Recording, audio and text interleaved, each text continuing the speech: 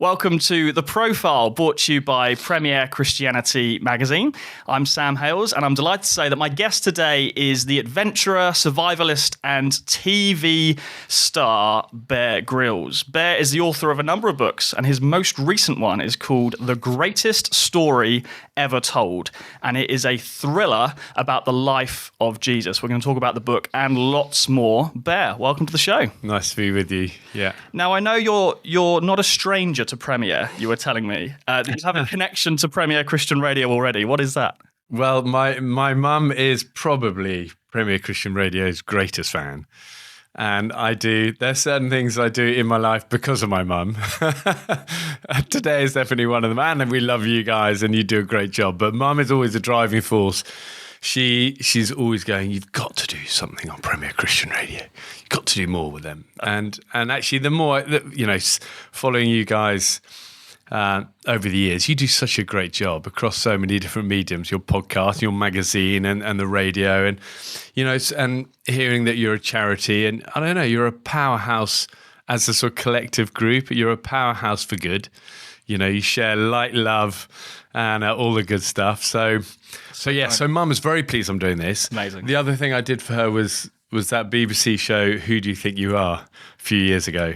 My wife kept saying, you've got to, and they'd asked a few times, and it'd never been quite the right time. And Shara's going, you've got to do it before your mum is no longer with us.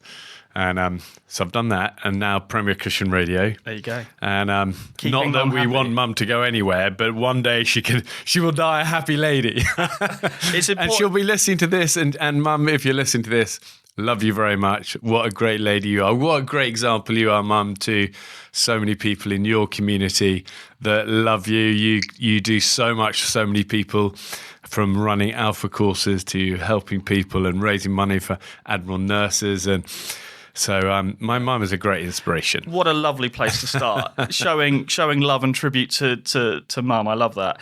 We're here to talk about many things. One of them is your latest book, which I mentioned at the beginning, The Greatest Story Ever Told. Now, you've written 100 books, but this one is special, isn't it? What is so special about this book? Because it's his. Ultimately, it's the first book. I mean, I've written, as you say, a bunch of books over the years on many different things, of expeditions and and autobiography stuff, and then a lot of survival stuff, and then a lot of kids books and a lot of kind of manual type things. I've had a everything from tying knots, making camps to all sorts of books over the years, and I'm proud of them. I am proud of them. I don't want to belittle them. They've had heart and soul in them, and sharing sort of good life stuff. But this is different. And this trumps them all, not by a small margin, by a long way. And as I said, when we were together at Spring Harvest, I would give up everything to have done. In my work world, I would give up everything. I've done every Everest summit, every Emmy, all of these sort of things. They pale into insignificance in terms of places in my heart compared to this, because it's history, it's his story. It's the story of Christ written in a way that is accessible. And I think, so many people of faith, and myself included, how often have people read actually the whole Bible, or even just the New Testament, or even just the 4 Gospels? The vast majority of us know stories. We know the Good Samaritan, or, the crucifixion or whatever. But I wanted to write the whole story as in a really sort of, as you say, as a thriller. But I didn't want to change a single word of Jesus's, and I think that's been the difference here, and it's been the challenge as well. But yeah, it's the proudest thing in my work world I've ever done. If I could only be remembered for one thing, this would be it. And it's the one that I have the greatest hope and ambition for, and putting the most sort of time, love and energy into. And like I say, I don't actually do many of these sort of things. I do it because I really want people to experience this story. Because as with you, Sam, and as with me and so many people we know and love, the story changes us.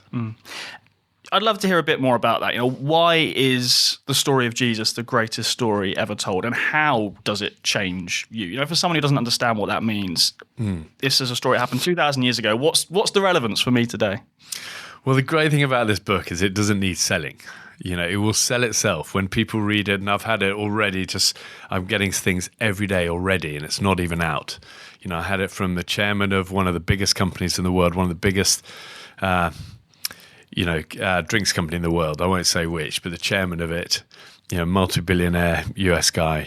You know, he texts me almost every day, going, "What is happening to me as I'm reading this book? I'm crying every day. My wife doesn't know what's happening. She goes, 'What is in this book?' And he goes, 'I've had a faith all my life, but this is like, it's telling it in a way I've never experienced before. And the Holy Spirit's touching me.' And that's a beautiful kind of thing to hear. But I don't know, I think ultimately it's all of our stories wrapped up in this story. You know, whether we're the skeptic, whether we're the proud one, whether we're the nervous one, whether we're the broken one, you know, it's all of our stories are wrapped up in, because it's the way Jesus worked, you know, and the people he met, and the way he interacted with everyone, from the elite to the lowest, most broken, you know, prostitute. You know, he never interacted with anyone where they didn't leave changed. And as a reader, it feels a little like this. And I write the book from 5 different perspectives. First of all, for Mary. The book starts off innocent as a young, very nervous, you know, teenager, pregnant, out of wedlock. And her story starts innocent, nervous, excited. And then it goes to Thomas, who's very skeptical from the beginning of everything that he's starting to see with Jesus, but he tags along because he does not quite sure why. And then it goes to Peter, who's like all in, like heart, like a wild one. And then it goes to John, and then it ends with Mary Magdalene, who that encounter with Jesus were at a stage where she was really broken in life, you know, and she became one of his closest followers, and she takes us through the end of the crucifixion and resurrection. And so I don't know, it's kind of all of our stories wrapped up in one, and whoever you are, I think you'll relate to it. And that's the fun part for me. And the other fun part is it hasn't even begun yet. I know this book is going to have an effect like nothing I've ever done in my work world. You know, you do TV shows and people will enjoy it, and hopefully, you know, and have a good time, enjoy watching something for an hour. But this is different. This gets in people's hearts and doesn't let them go. And it's hard to kind of finish it unchanged, and for the better. Yeah. So I'm excited for it because it's just beginning. I can feel it. I'm getting these letters, these emails, these texts from people of all sorts of people. But it still hasn't really begun. Okay. And that's kind of exciting too.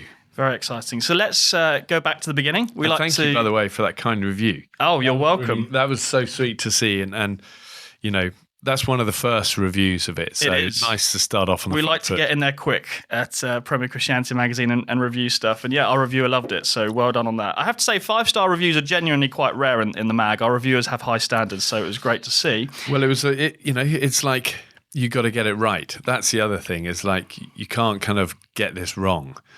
And, you know, one of the last books I read was by John Eldridge, who wrote a beautiful book. And it's like, you know, it's this 300-page book, on most of it just on the interaction of Jesus with Peter at Lake Galilee after the resurrection. And it's like the intonations and the nuances of every interaction. And, you know, I could quote 100 books on every interaction that through the New Testament. It's like, therefore, you've got to get it right. And it took a long time to really get it right, because there's so many little bits. You're like, hold on, can't throw that away, but you've got to keep it so tight as well. And is that balance between you are a bit like people who have seen The Chosen. You're reimagining these kind of backstories to some of these characters, but you're trying to do it in a way that's biblically faithful, that's not directly contradicting the text, but is bringing something in. I mean, was that kind of fun to, I think of the moment of the resurrection, and you kind of imagine the women going to the tomb and expecting to smell the stench of death, and they don't. And that almost being the first thing that tips them off to something isn't quite right here. You know, imagining those moments, they're not directly in scripture, but they're very plausible. That is exactly how the women might have felt as they entered the tomb. I think it's more than that. You know, I think The Chosen does a great job, but they are ultimately creating scenes that didn't happen, and creating dialogue that Jesus didn't say. But that's holds still a beautiful place in people's journey of faith, because The Chosen just keeps nudging people towards the light, and it does it brilliantly. But I definitely wanted to be. I really want to be absolutely faithful to. There are no scenes in this that are imagined. They're feelings and some dialogue between other people, but there's no dialogue from Jesus that's made up. Not a single word. I haven't changed not even a comma from the New Testament. I've used different versions, and there are no scenes that are made up. There's just feelings of people's, what they probably would have 99% felt in that, which is going to be terror or awe or excitement or whatever. Yeah. So it was a dramatization, but very accurate and factual. And that's why I couldn't do this on my own. I worked with a lot of different theologians. In fact, we worked with a lot of the chosen theologians who were incredible and really helped me draft after draft, tighten, correct, nudge. How long did it take to write? Well, it took. I wrote it in the jungle when I was filming Bear Hunt, our Netflix show. I had my son out with me. We were staying in this little jungle lodge, and I would write all night. And he was like, we were sharing a room together, and he said, "What, Dad? What? Are you okay? Are you like on something? It's like you're not sleepy. Just write. I leave you at 11 o'clock, and I come in at 4 because we're getting up because we're filming early, and you're still there and go, But it's like it just came. Really, I've never had that experience before. I don't want to kind of over-egg it. It was like literally like that. I've asked him. It was like an incredible experience. Wow. But then after I'd written it, it was like the torturous bit was like back over and over, and the arguing and between all the nuances of this and that. But we'd just filmed this series with The Chosen called Chosen in the Wild, where I got to take 6 of the cast members out on running wilds, essentially. And that show comes out early next year, ready as a lead-in for their season 6 of The Chosen.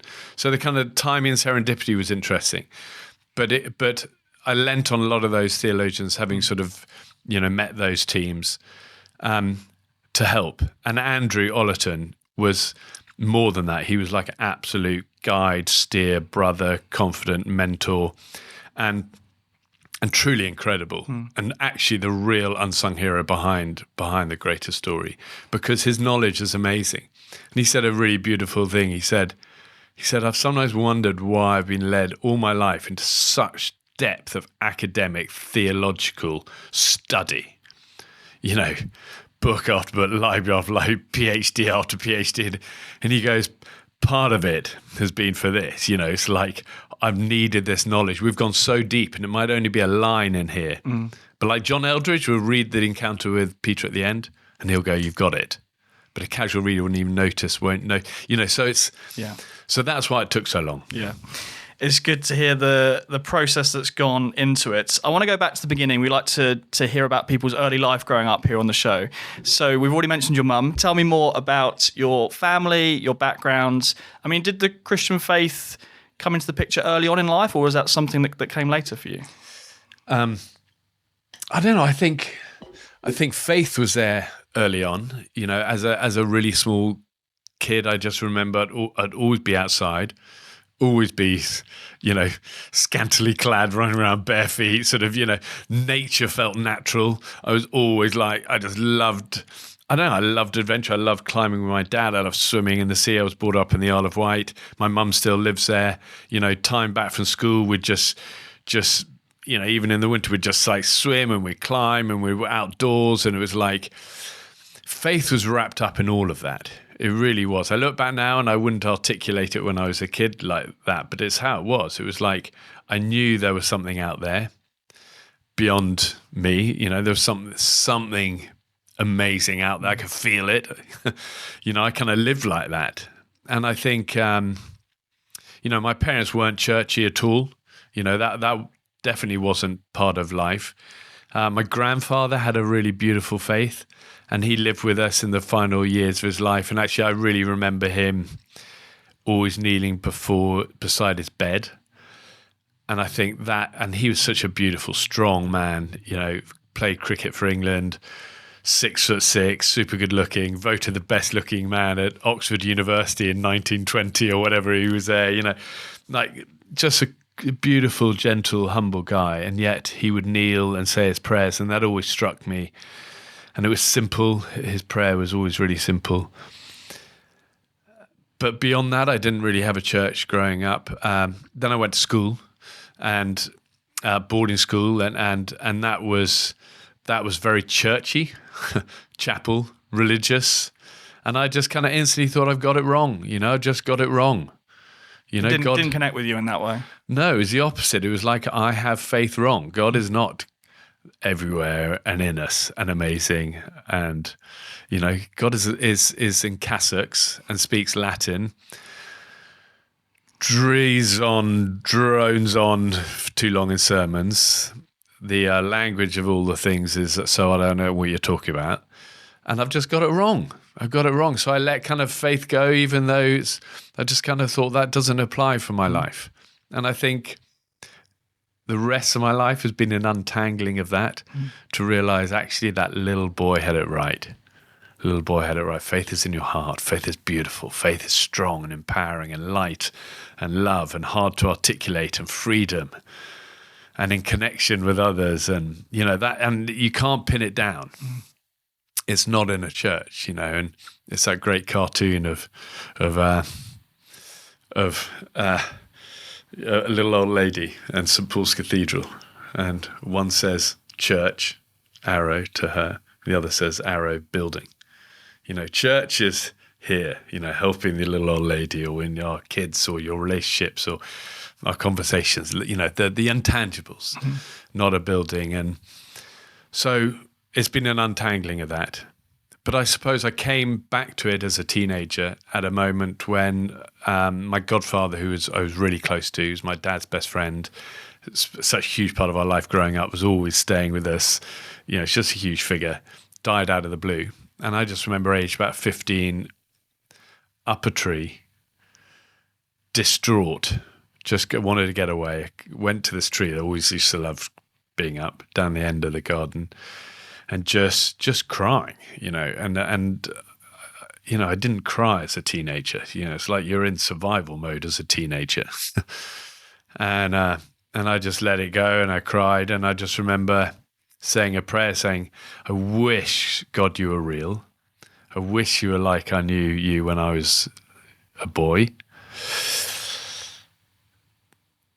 Are you there?" And they didn't have an amen or anything. It was just a heart cry of like, and it's it's a prayer of salvation, isn't it? Which is like, be with me on the journey, be with me. I'm going to have doubts and I'm not going to be certain of things, but be with me. And as I say, the rest of life has been an up and down journey of still many doubts and struggles, but that burner got turned us, that pilot light that's in us all.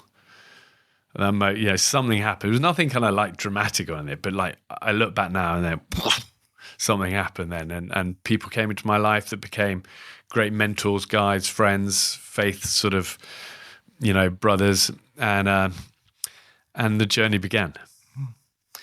Yeah, and I suppose people won't be surprised to hear that wonderful story of you as a young boy outside in nature.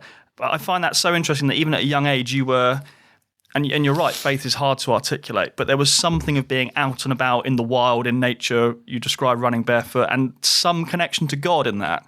And has that continued for you? That's why when I say it's been an unwinding, it's been an untangling, it's getting back to that.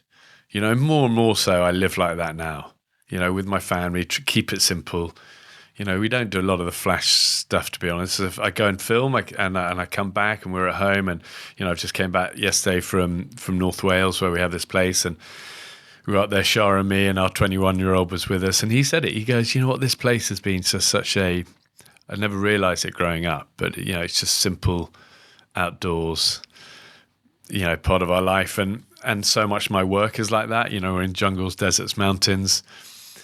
I think early on in my career, it was always a battle. Those places were always a battle. Now I realise actually it's coming full circle. How were they a battle? I don't know. It's like, get in, this is hell, work hard. It's going to beat the hell out of you. Have your guard up, fight. And there's still elements of that at times because nature's, the wild's difficult at times. Sometimes you do have to fight a little bit. But more and more, it's like, wow, this is also amazing. The nature I see around the world, from deserts, mountains, jungles. It's mind-blowing. More and more I see it because I'm not so rushed. I think when we had young children, like work was like, get in, fight, get home, a million miles an hour.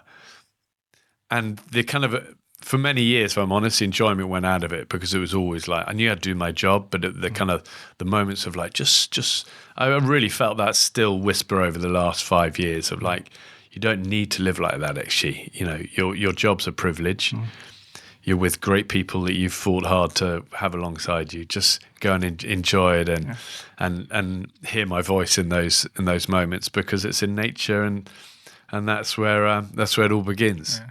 If I'd met you age 10 and said, "What do you want to do when you grow up?" What would you have said?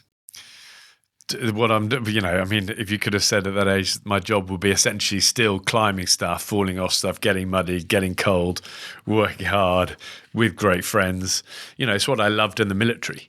Essentially there was that, but to be able to take the best of that without the sort of the bullets, take the best of that, which was outdoor adventure and with true sort of friends alongside you. That's what I've managed to sort of carve into my career. And I would go, way to go. I would also say to that 10-year-old, don't worry about the failures along the way, of which you'll have many.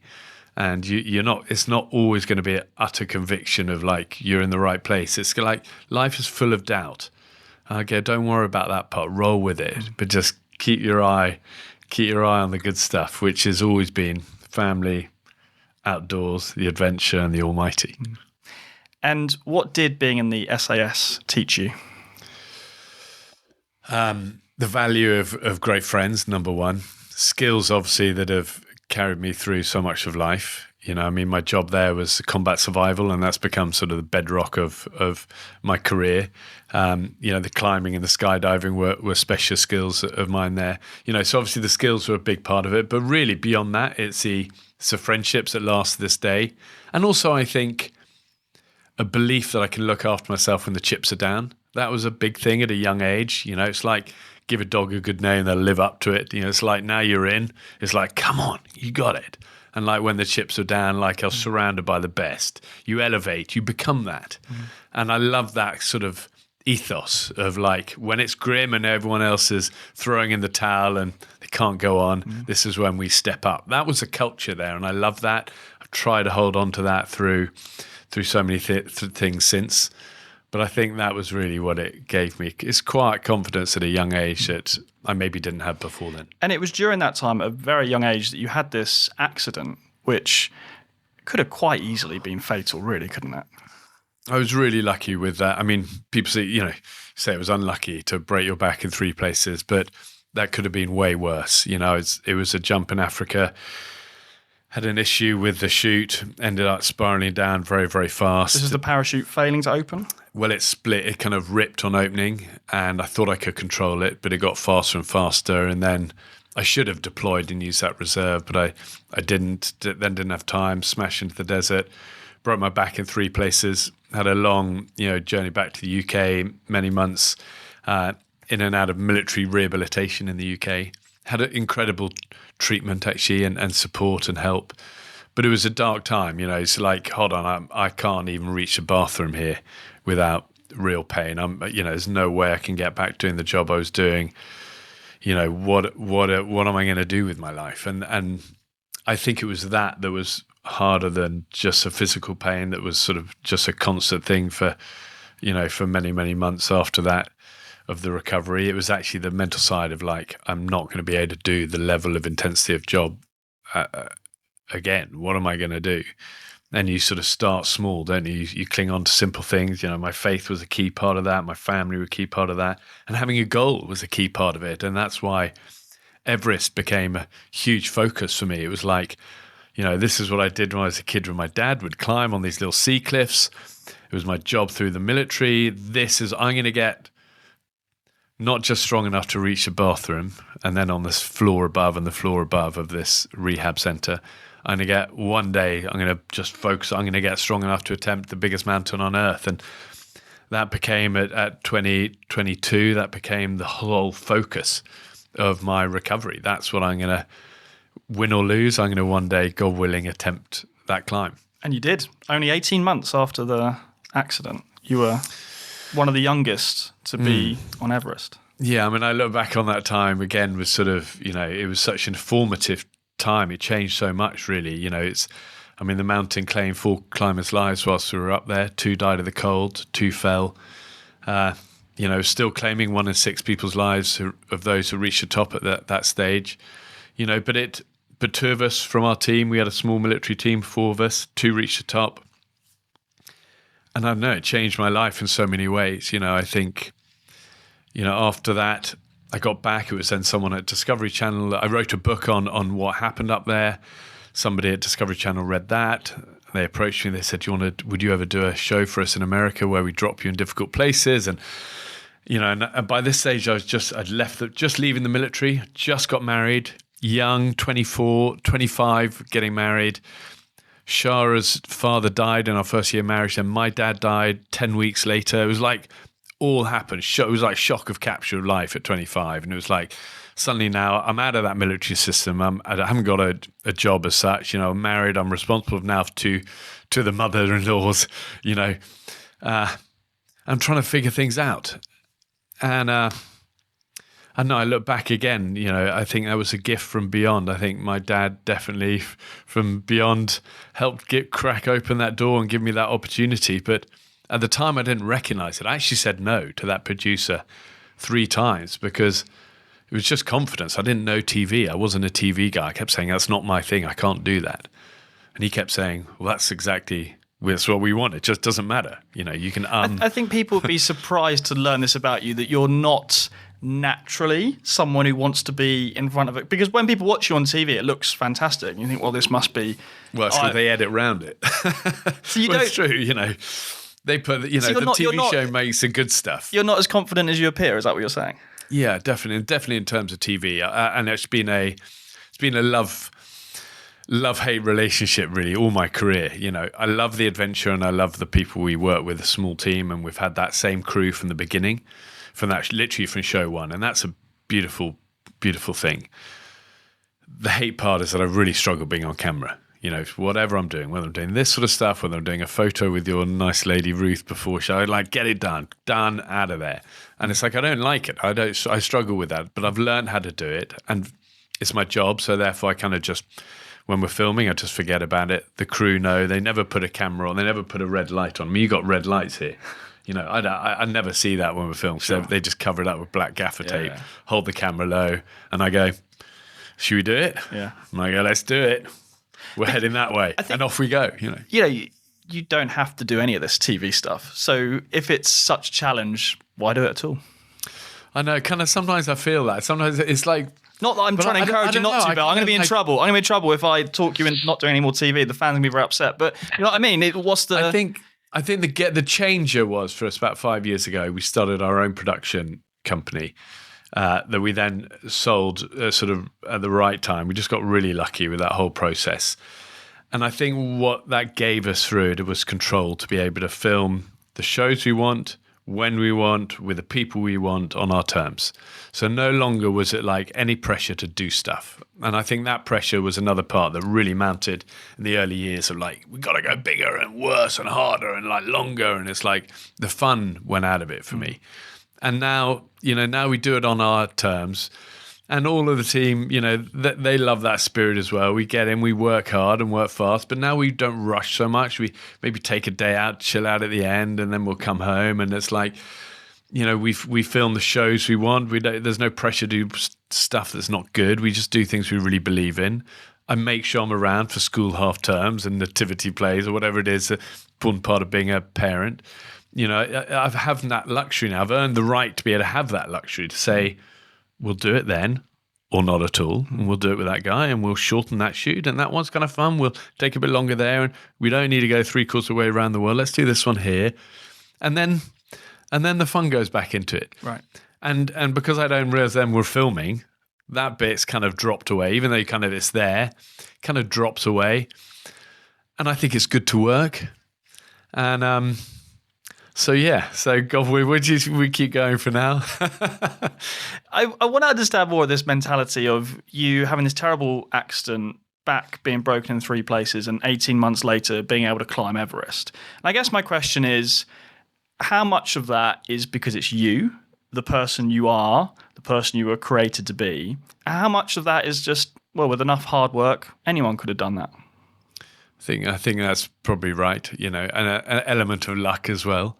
I don't think, first of all, I'm really not exceptional in any way or in any, I've learned a few skills over my life, but anyone can learn skills, they're not rocket science. I was never the brainiest or the sportiest or anything I was not the superstar in any way at school, so I'm not an exceptional person like that. But I know there is power in life to having a goal, having a clear focus, being willing to put up with a bit of kind of, life hitting you around a bit en route. I know that the key to everything is having a never give up attitude and getting back on your feet and still smiling when it's raining and keep moving forward.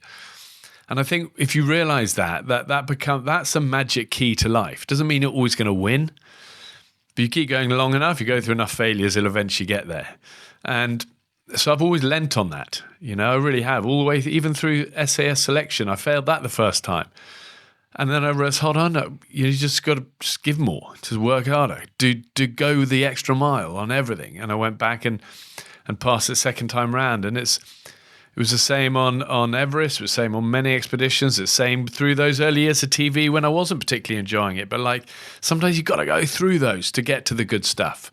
All the good stuff in life is on the other side of doubt, struggle, fear, pain, discomfort. You've got to push through that stuff. So I've learned that that's the key, is not having some amazing sort of natural talent that many people feel they don't have, myself included, growing up. How much of your work is trying to help people build that resilience?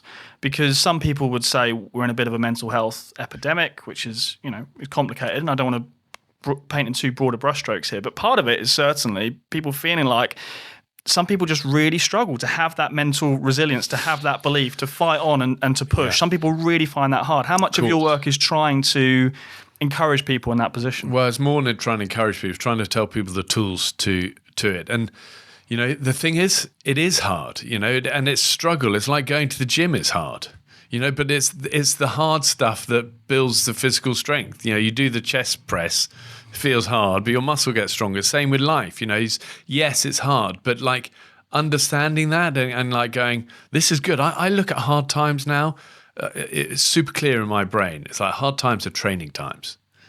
It's just like the gym. It's like training. This is training. And all of us need more resilience in life. There is an epidemic of anxiety with young people around the world at the moment, but being able to deal with difficult situations is not a God-given talent. It's not like, oh, he's good at cricket, he's good at dealing with hard times. It's not like that. Dealing with hard times is a muscle that has to be built, just like that bicep in the gym. You've got to build it. How do you build it? You keep facing it, you don't run from it, you don't avoid it, you do difficult things, you do new things, you do the awkward, the uncomfortable, just in little things every day. And that builds our resilience. And I like that because it's not like something only some people can have. It's like universal. I can help you be resilient. Just go, we'll start off by cranking the shower down to cold for 30 seconds in the morning. The little things, it's like whatever it is, this is how we build mental resilience. I'm going to have the courage to say to my friend, today I've been struggling recently. That takes courage to walk side by side with someone, to be honest. That is difficult. But you only get the connection when you go through the difficult thing. You can't have a great friendship just given to you. You've got to reach out in vulnerability and be then the friend to them as well and do these difficult things. And then you create something good. And it's the same across all the board. So resilience is something we can all build, but there's no shortcut. Like the wild, there's no shortcut to the summit of these mountains, no shortcut to getting out of a jungle. You're going to have to face being bitten by some mosquitoes, and you're going to face a few steep ice faces. You got to muscle up and kind of muscle through and keep going step by step. And then that's why it comes back to the NGU, never give up one. It's why it's a key to it all. Yeah. I love that example of the shower going to cold in the morning, because obviously for a lot of people, climbing Everest doesn't feel attainable, but they want to build resilience. And that's a really practical example of how you can build a bit of mental strength. It's just discipline. It's everything. It's like being outside, maybe walking the last few tube stops instead of taking the tube. On your way to work. Maybe it's getting up a little bit earlier to take the dog out for a proper walk. Maybe it's discipline of actually eating natural food rather than just kind of the cheap, easy, rubbish stuff. Everything has a sort of a cost, doesn't it? It's doing the difficult when the easy and the lazy is so much more convenient. It's easier to lie in bed longer, It's easier to have the warm shower. It's easier to sit on the tube for the other stops. None of these things are rocket science, but it's just choosing little difficult things. And the thing is, you do that long enough, it becomes a habit. It becomes a DNA. I mean, for me, it's total DNA. It's like in there now. Yeah, and I love that analogy of the muscle as well, because people have said that about prayer. Like, just show up, don't have to pray all the right words or have an impressive prayer. Just show up every day. And like a muscle, the more you do it, it's discipline. Discipline's such a sort of, people run away from it. But it actually, you look at Stoicism, the old Stoics, it's like, discipline's the key to everything. And I know it's kind of like, we all that's a scary word, but it really is. I mean, I don't go to church very much, but my kind of church has become, I actually do go a bit more now, and I really enjoy to kind of seek out a few really good ones. But my church has been a daily thing with one of my best oldest friends. We read through the Bible basically every year, and we do a little chapter every day. We do it every day. We've done it for like a decade now, probably more than that. And it's like sometimes it's a real shag. It's like, I'm so busy. I've got to get up already at 5 o'clock this morning. I just haven't got to, but it's like he keeps me accountable. If I miss a day, he's going, just checking in, brother, everything all right? And we missed yesterday. It's like, I know, I'm sorry. It's so good, but it's not easy. But it's like things are so much easier together as well. Having that buddy to do it with, a buddy to train with, a buddy to have a quiet time with, and a daily reading with, a buddy to, all of these things. And it's why also creating our circle of social stuff is so important, because you become like the sort of 5 people you hang out with the most, and therefore be super careful picking those people. Yeah. So earlier you mentioned that as a young boy you had that connection with God, and then when you sort of turned up in chapel, you thought, oh no, I've got it all wrong. And you mentioned some of the robes and some of the formality of it was quite off-putting for you in terms of church. But then you just said, actually, more recently you do go to church a little bit. So just help me understand that journey for you. Untangling. Help me understand the untangling of church as opposed to God, because God and church are two different things, right? So what's been the journey with church? Well, remember, aged 8, when I was confronted with that, it was like I didn't know anything. All I knew is that this is what is being. People are telling me this is what Christianity is. I don't really like it, to be honest. I don't really like the people who call themselves Christians either. Most of them are the ones telling me not to smoke, behind the bike shed. Most of it's like I didn't really like it. I wanted to be free, and I wanted to I loved the outdoors. And it's kind of like, I just thought, like I said, I thought I got it wrong. And the reason it's been untangling is to realize actually the baby is beautiful. It's the bathwater that's a mess. The bathwater of church is, you have to open a newspaper, church is closing, somebody's, been done for abuse. The bathwater is like horrific. But like the challenge for all of us is to see beyond that and actually lift the baby out of the bath when the baby is beautiful. The baby is is Christ, which is freedom and love and never judges, and it's not confined to that building with the arrow. It's like total freedom. And some churches get that, many churches get that, and it's amazing seeing so many churches coming to life now, and so many more people, young people seeking out great churches. But for me, a great church has always been a hospital rather than a theatre.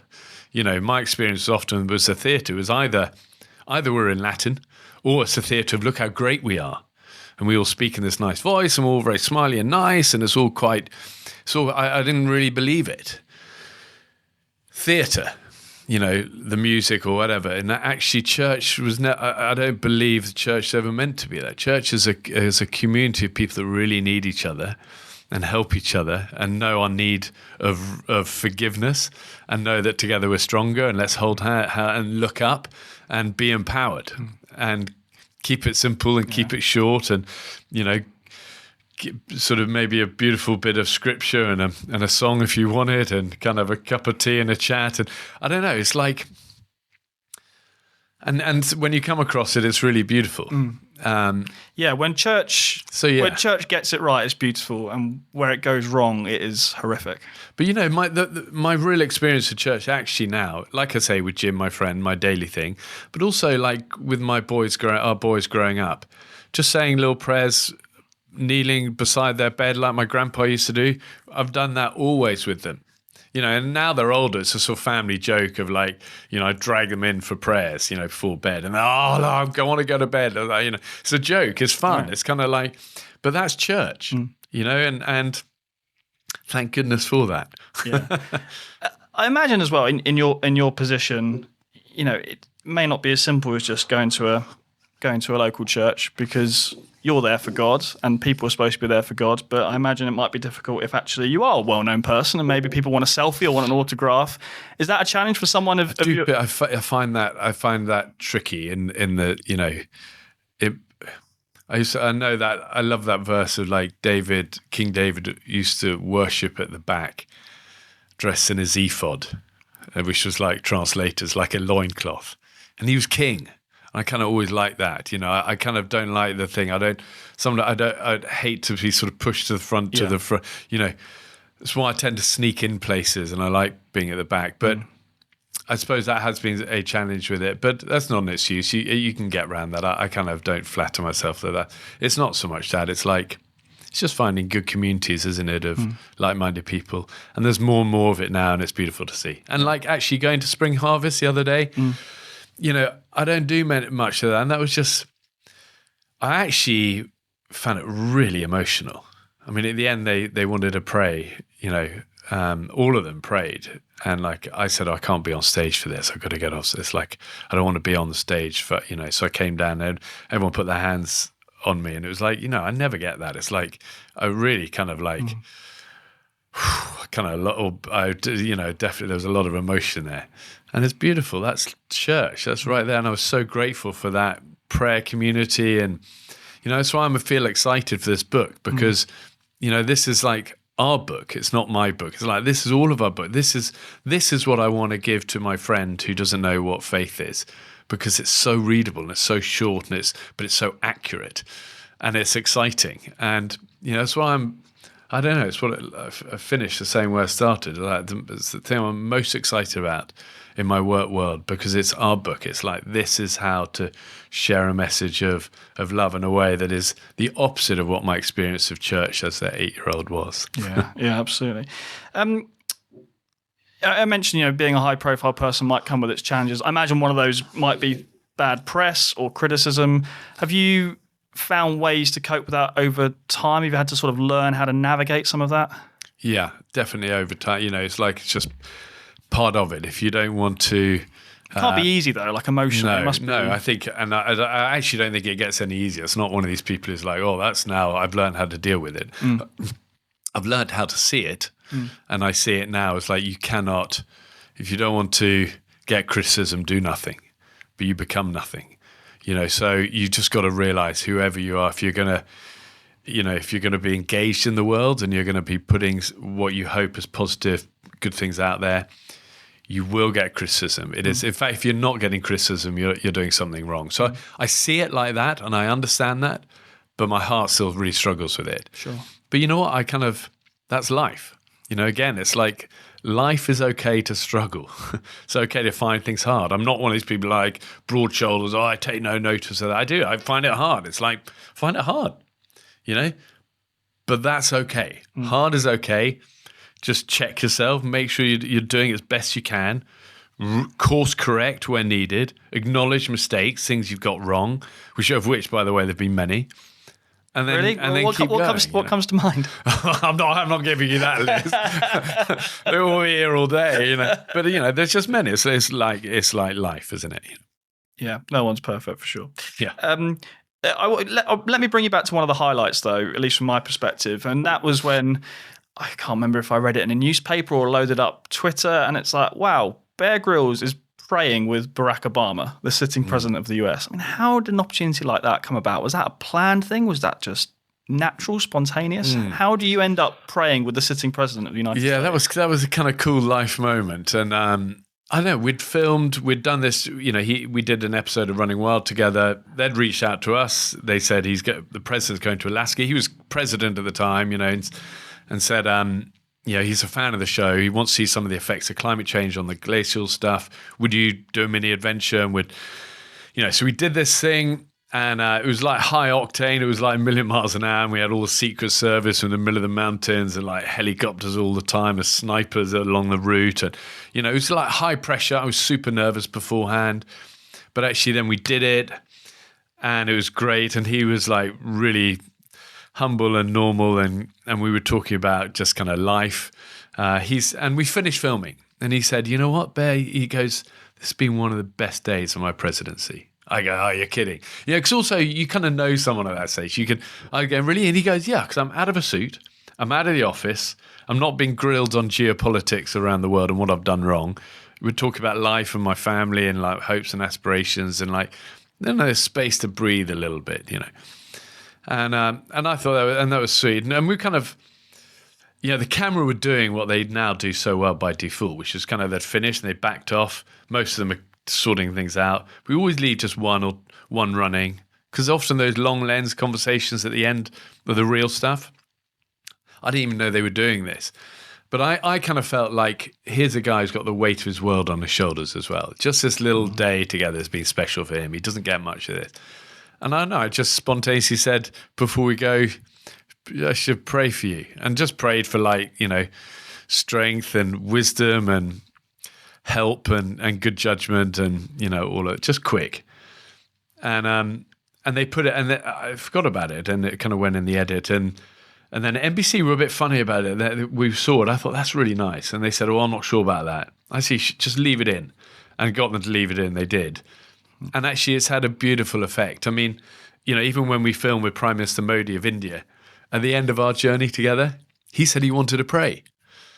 And he said, I saw you praying with Obama. We should pray. And he had already. He now prayed. It was beautiful. And it was like, I don't know, that was cool. Yeah.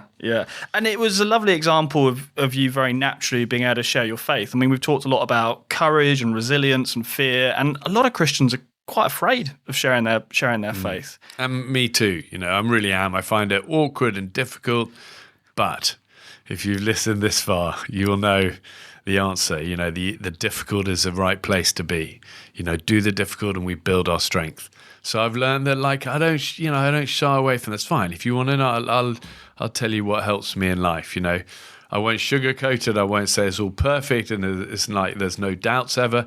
There's struggle and many doubts, but that's okay. This is what's helped me, and I don't mind sharing with whether it's Obama and however many millions of people watching that this is a quiet part of my life that helps me in the wild and in everyday life. So try to live like that. But yeah, I like that thing of doubt and faith, two sides of the same coin. You actually can't have faith without doubt. And what are the doubts? Well, the doubts is the whole thing crazy. Is it actually real? I mean, what's the point of dedicating your life to something if it's not real? And the cool thing I read yesterday is that even John the Baptist, who was like a huge hero of mine, the closest of brothers, first cousin to Jesus, and when they were pregnant and mums were pregnant, the baby's kicking whenever Jesus pregnant and Mary came near, they were the tightest of tight. He knew from the beginning who Jesus was. He spent his whole life was just dedicated, I'm paving the way. There's one coming who's greater. I'm not even worthy to untie. Look at this guy. He's coming. Here he comes. And then he eventually comes and baptizes him and all this journey. And yet, when John is eventually imprisoned, the message he sends his disciples to go and ask Jesus is are you really it? It's like, he said, my job has become less and his become more. And he's in prison and he's probably, and yet Here is a guy who truly knows. He grew up with Jesus. He knows. But yet there's doubt. And it's like, that's beautiful, because if you can doubt, it's like, even in the book, Thomas is always known as Doubting Thomas, isn't he? But it's like, actually, his faith must have been incredible. We're all doubters. We're all doubters. John the Baptist, they don't call John the Baptist John the Doubter, but he could have been. All of us could be. So I find that reassuring, the moments of doubt for me when I'm going, really? Yeah. Really? Could that actually be true? And that's why I really get encouragement from like really intelligent people that study it. It's why this process of the Grey story has been beautiful as well for me. It's like I've sat across with so many brains that are so incredible, like off the scale, double first, a sort of Oxford Cambridge, study it all their life, just obsessed by sort of every, And in a court of law, they'd say they would say he rose again. He rose again. Look at the evidence. The evidence is but there will always be that element of step of faith and doubt. And I find it really reassuring when people who have really good brains, much better than mine, go, Bear, it's good. And I said it to Andrew at Spring Harvest the other day. I said, Andrew, a part of me thinks I'm going mad. Really? I really struggle sometimes. And he just put his arm around me. He goes, that's it. That's the calling. That's like you've been prepared for a time like this. Just step into it with the doubts, but step into it. Yeah. And that's great. I speak to a lot of Christians who have very similar stories around kind of being told the faith has to look exactly like this, and then having those doubts, and in time just understanding actually it's all right. We all have them. It's okay to doubt. It doesn't need to be people this don't talk about that a lot. And like vicars, it's always like, I don't know. There's the danger of church is to make it all too great and all too kind of like shiny, all too easy, yeah, shiny and like together. And I've got the answers because I'm the vicar. And it's like I suppose it's so important in positions of leadership, especially for vicars, to like just be honest, like struggle, like because everyone you're speaking to struggles with stuff. Most of them have, addictions to X, Y, and Z. It's like just share it. We're all in the same boat. We're all saying on our knees, looking up. Yeah, absolutely.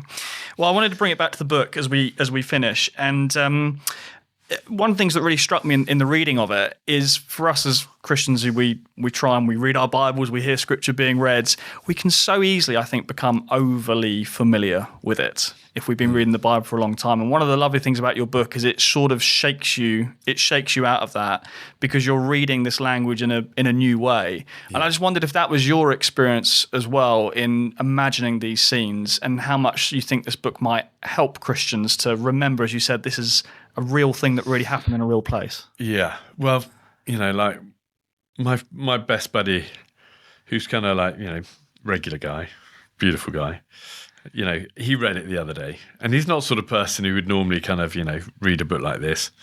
And he goes, the thing that stands out to me is just the humanness of Yeshua being Jesus in the book, that he's the Son of God, but also living and feeling like a normal person. And also the fallibilities of the disciples. Honestly, Bear, I found this book more moving than anything I've experienced for a long time, especially their doubts. It makes it so real, where so many depictions that we hear from the Bible are abstract and unrelatable.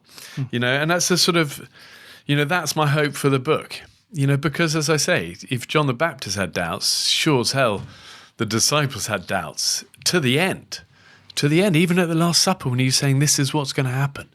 I'm going to be tortured tomorrow and killed for you. It's like, no, hold on. I've seen you walk on water, and no, that's not a good idea. It's like, hold on, just step away. And it's like, I don't know, it's very fresh and visceral. It's quite hardcore at the end, I warn you. It gets quite intense. It starts off very innocent, like I say with Mary, but it gets really pretty intense. It's not an easy read. by the end, like the chairman of this drinks company, the guy, I'm thinking, wow, you're feeling this. You're only on page, you're only through the Mary and through the Peter bit, and like you're going to be in trouble by the end. So it does get quite hardcore, but it was hardcore. There you go. It's like Christianity is tough. It's like, and Jesus was tough. I think we sometimes get this idea of him being like all smiley and white and nice, and like he was hardcore. He was like, we're doing this. And like to walk into that is like he was hardcore. Yeah. And Jesus being a man and the humanity of Christ is interesting. I mean, you'll be aware there's so much in the press and the media around kind of what is masculinity. Someone said to me the other day that the only time you hear people talking about masculinity is when the word toxic is in front of it. And that might be a bit of an exaggeration, but you get the point of there is this, what does it mean to be a man? And, I think more than that, this desire for, we need some more good male role models as opposed to some of the people who people are following. I mean, are you concerned about that as well? Well, it's important. It's okay to be strong. It's part of our calling in life, all of us, to live strong, empowered, effective lives. I don't think it's about gender. It's like, how do you live a great life? Yeah, you've got to be determined. Yeah, you've got to be tough. Yeah, you've got to have a kind of streak of steel. But yes, you've also got to be respectful and kind and gentle and sensitive. So I don't think that's a gender-specific thing. It's like, how do you want to live your life? That's how, you can only speak for yourself, but that's how I want to live my life. And faith is part of that arsenal. It's like that quote, man is never as strong or never as tall as when he kneels down. I like that. There's a kind of humility as a strength, vulnerability as a strength. I know all of this. And that's Jesus. Humility is a strength, vulnerability is a strength. That's what he models. Totally. And that's a great model. I mean, if you want really the model of how to, be a true man or true woman, maybe the phrases are flawed. It's how to be a great human being. You're not going to get a better example in terms of, as you say, sort of strength and humility and love. And love has to be in there. Whoever you are, however strong a person you want to be, if you really want to be, love has to be there. And love isn't weak. It's like we are called to be, all of us, called to be warriors. Doesn't mean you always have to use it, but you got to have that strength. And where are you going to draw that strength from? And if you're only going to draw it from yourself, I'm telling you, you're not going to be that strong. Yeah. And that's a beating heart of faith for me, is like, I want to live a strong life. And therefore I want to plug into the source. I'm not strong as a glove just on my own. But when the hand goes in the glove, I'm strong. I'm not strong as a sort of a, toaster's not very effective if it's not plugged in. But plug it in, it gets kind of red hot and it kind of can do, has the capacity to burn, but use that strength wisely. All of this sort of stuff is, I suppose, speaking to that thing. And I get it, a lot of people talk about toxic masculinity, but I think both words miss the point, really. At the very end of the book, you write, on the final page, may the light and love of the Almighty fill your life with truth, peace, and strength. Nothing can ever steal Christ's presence from you. What made you want to finish the book with that prayer? I don't know. These are the bits that I found really exciting and beautiful and easy to write. It's the garnish on top of the, it's the icing on top of the cake, it's the little sprinkles, it's the important stuff. Those bits I knew from the beginning. I wrote that before I started the book. I knew how I wanted to finish it. I even put it actually on the inside flap as well, which is kind of nice, and it's got this half cover, the light and love of the Almighty fill your life. And then the other bit, actually the last line added of everything was on the sort of bit at the end where I do the author's note of explaining the translations and how we haven't changed anything, and how the words, how the names and everything come about. But I say at the end, please join us in praying that this book will bring many millions to know for themselves the truth that sets us free. And actually that was the last sentence I wrote of everything, because that's the kind of heart of it, isn't it? Yeah. And I think it's been interesting. People love this bit, what happened to the disciples at the end, because you've read such an intense journey with these guys who are so human, so flawed. And then suddenly we use their real names, you recognize them, and here we go. This, and all of them, skinned alive, stabbed, crucified upside down, stoned to death. I mean, I guess, it's pretty full on. But like I say, proudest thing I've done. And, you didn't have to do a book about Jesus. You didn't have to speak to a Christian magazine. You didn't have to go to Spring Harvest.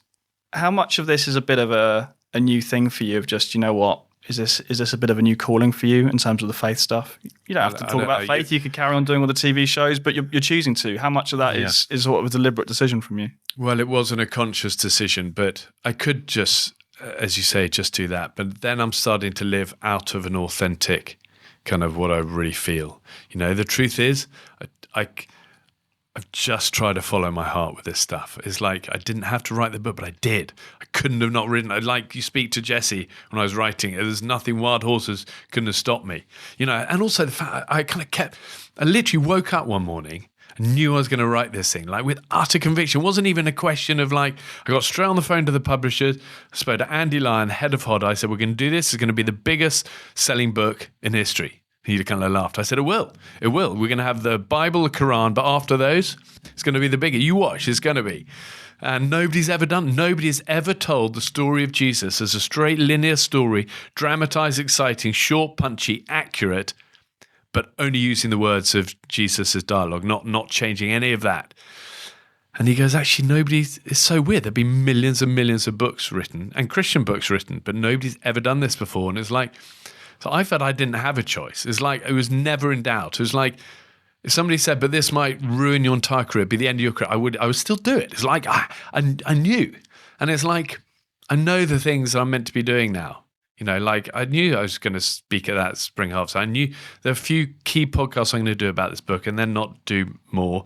And it's just like I'm just trying to follow the heart. And it's like, that's when Andrew puts his arm around me and said, he's like, for a time like this, you feel the fear and the doubts, but just walk into it. And it's like, it's meant to be. But the other final thing is I can't do this on my own. We're all small cogs in the wheel. It's like you have played a part in this. Andrew's played a part in it. All these people have played a part in it. Andy Lyon at Hodder believing in it, having that vision of like, that's a big vision. It's like, and we all need, I can't do this on our own. It's working because people are going, I'm buying 100 copies. Somebody just texted me to say, I bought 500 copies. I used some of my savings to buy 500 copies so every child at my child's school gets a copy. That is the power of this. So it's going to be our book. It really is going to be all of our book to share with people. And it's like, if you want to read the accurate, incredible and exciting thriller story of Jesus, boom, here we go. Here we go. Bear Grylls, it's been a pleasure. Thank you so much for joining us. Good fun, Sam. Well done.